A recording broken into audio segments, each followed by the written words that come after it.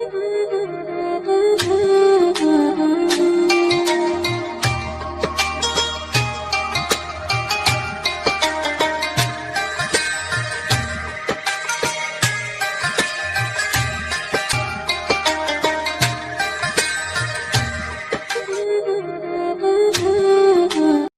اللہ الرحمن الرحیم۔ حضور اکرم صلی اللہ علیہ وآلہ وسلم کا ارشاد ہے کہ بہت سے روزے رکھنے والے ایسے ہیں کہ ان کو روزے کے ثمرات میں بہبر بھوکا رکھنے کے کچھ بھی حاصل نہیں،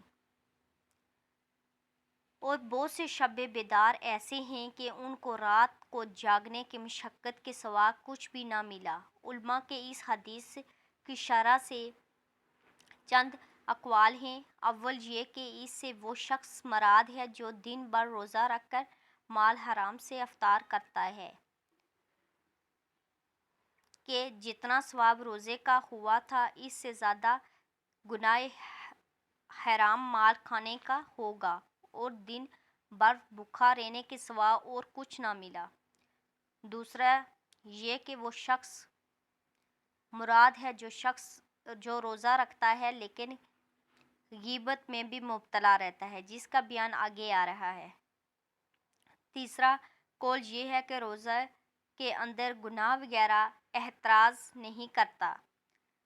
نبی کریم صلی اللہ علیہ وآلہ وسلم کے ارشادات جامع ہوتے ہیں، یہ سب صورتیں اس میں داخل ہیں، اور ان کے علاوہ بھی اسی طرح جاگنے کا حال ہے کہ رات بھر شب بیداری کی مگر تھوڑی سی غیبت یا کوئی اور حماقت بھی کر لی تو وہ سارا جاگنا بیکار ہو گیا۔